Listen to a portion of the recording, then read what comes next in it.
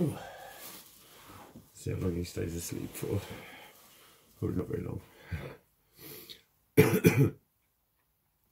So, I thought this was worth recording. That this is my 3rd symptom-free day. Pretty much. I haven't stuck to everything I said I was going to do. I won't have been able, well, I haven't done a few of the sort of administrative things that I could have done, but I did stick to my 10 minutes tidying this morning. But I really do, I want to keep this ball rolling. I want to kind of be a bit studious. I'd sort of, the kind of thing that people would say is a negative mindset, but I want to look at the times between episodes because I think that's what they're going to be. Really, I think if I stand back and take a proper calculated look at them and think, you know, yeah, it's an illness, it's a disease, because I'm ill at ease. It's a state of dis-ease, so I'm calling it a disease. I'm diseased. My head is diseased. I've got head disease. I do. Hello, mate. I'm sorry, am I woken you up? Fuck me, the dirty look I just got on him. I'll get over it, I'm sure. Won't you, mate? But I do think it's probably going to be cyclical, and learning about what triggers me into the pits of disparity and weirdity, and learning how to manage them when they happen is going to be part of my recovery. So I have, you know, I could sit here and say I have been talking a lot more about an attitude of wellness and looking towards embracing everything and all that sort of stuff. And yeah. But I'm also experienced with saying that stuff with absolute heartfelt passion and then seeing no results as well.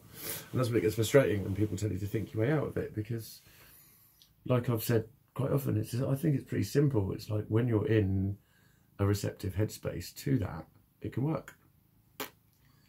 Because in my mind, it's because that's where you're sort of near the end of the road and about to get better, and suddenly everything does make you go, oh yeah, what was I worrying about? But that doesn't mean that there was nothing to worry about when you were worried about it. It was a real thing that was happening. Just because it doesn't look like it makes sense to somebody else, or it shouldn't have been a valid thought process, because a lot of the time it wasn't a thought process, was it? It was a sensation, it was a kind of knowledge, or a kind of just eeriness, or that sort of shit. That's what I've had none of. I've had none of the weird. Look, isn't he lovely when he does his hair? He drops his little hair. Oh, it's so cuddly. But hello, dude. Hello, dude.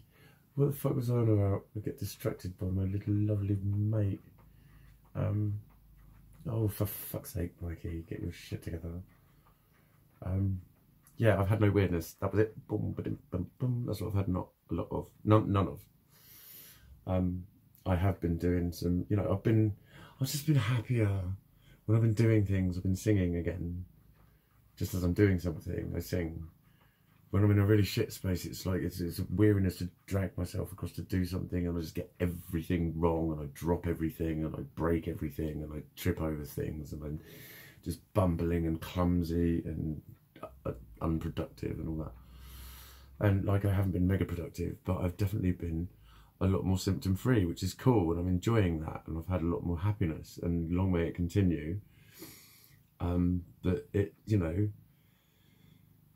it has to become tempered with a sense of, yeah, how long this time, I think, because it's just, that's what's been fucking going on, despite my best will, my best wills in the world, my best efforts, my best knowledge of potential and hope and all sorts of stuff. And then just everything comes crashing down again, and I'm just in bits again. So it's like, I'm not thinking my way into these, they're happening. It's part of an illness that I've got to learn to fucking cope with. That's the long and short of it.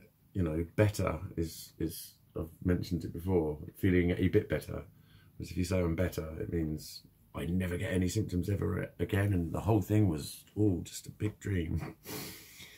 That's not, you know, that's managing my expectations. It's not a realistic expectation to have from something which will be within the confines of the mental health service as it is, and with who it's got to cater for and who it's got to try and help. I loved what the psychiatrist said when we were having a discussion about, sorry, Dr. Blueperty. Dr. Blueperty and I were talking about the whole labels thing, and I told him about I told him about the story I was going to tell him about when I lost my fucking shit in the hospital, and how a label helped, because there will be fucking that would have been recorded. My emotional level will definitely have had to have been recorded quite clearly, and it was significant. It was significant that it probably delayed my operation by at least an hour, I would say.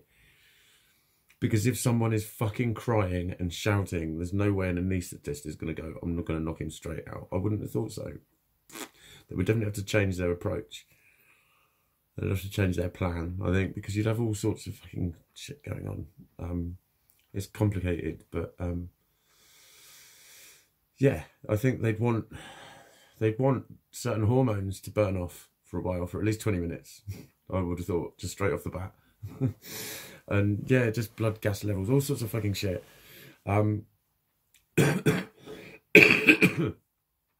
know, I would have been suffering from clinical shock, potentially, because shock is, you know, you've just had bad news, or you've just had a sudden that has a biological effect, but that's not clinical shock. It has more of a psychological effect and a biological effect, but clinical shock is the inability to deliver oxygen to your tissues. That would have been happening because of my significant emotional level. So it would have been, you know, and just being a management issue. I was what was known as a management issue, because I was the fucking handful in the corner screaming and fucking crying and shouting at people. So PD would have helped. The label would have helped. And he was just getting quite philosophical about the term label. And he just said, well, yeah, but it's not about a label. It's about, you know, recognizing what your issues are and furnishing you with strategies and ways to facilitate living your life as close to normal as possible, or something like that. So it was probably a fairly kind of World Health Organization definition stance, but the way he said it, you could tell it was him talking, because he knew what his aims were for the psychiatric care that he managed. And that was his aim, and that's what will be on the notes that I won't be able to read out, because it'll be on this stuff that he's, you know, he will have at some point on that set of notes, however they lay out their mental health notes, there'll be something of a plan. And if he was ever quizzed about it, that's what he would say, is the plan is to recognise the areas where I'm struggling and offer support and coping strategies in those areas to relieve my symptoms.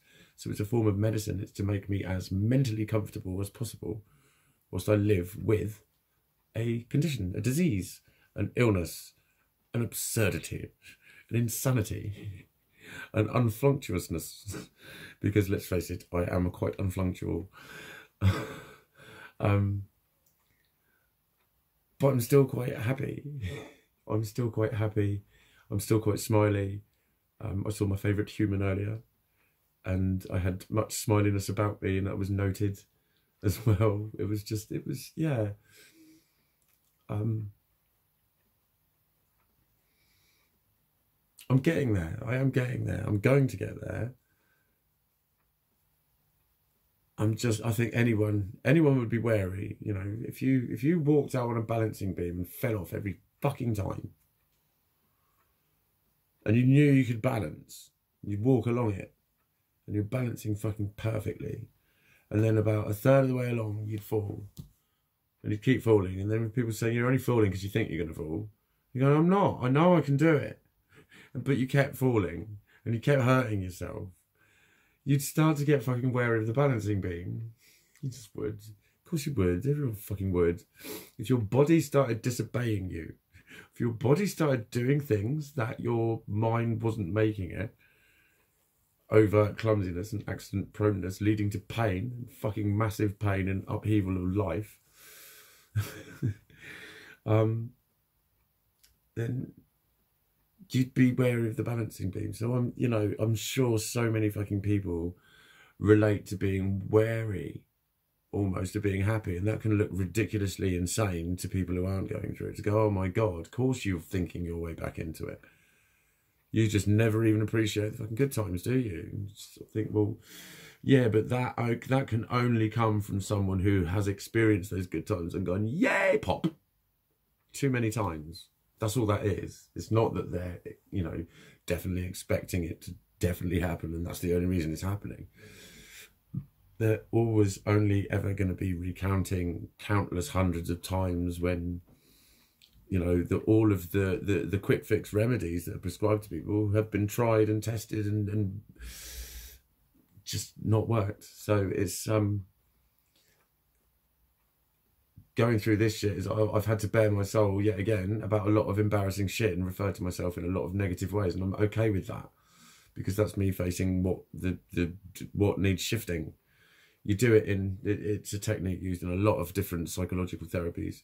First one that springs to mind is EFT, the opening phrases that they used to use in that. You could say, even though I'm the world's most deeply pathetic loser, I deeply and completely love and accept myself. And that would be the mantra that you would say going into it. Because the process is identify what is the bit that goes, ugh. What is the icky, wicky, yucky, sicky bit? Connect with that before you can shift it. It's a principle I use in a lot of the energetic healing that I can do on people. I'd love to be able to do it to myself. I really fucking would. But that's not the deal. I don't think that's the deal. But that's part of it is this, God fucking hell. Emo trance does it. It's fucking good. Loads of things do.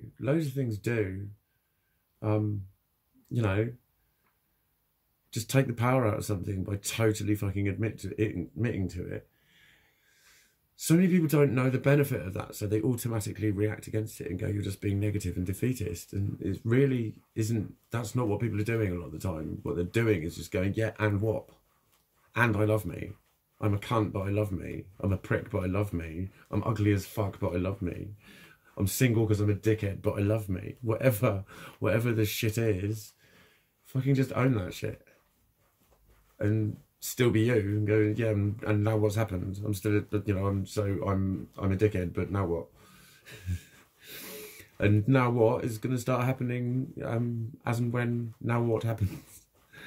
But the happiness, I am hoping will still continue on into the morning. This is probably going to be my last one for tonight. It's 9 o'clock. Yeah, that'll probably be, I'll probably say good night unless I'm lying. Good night unless I'm lying.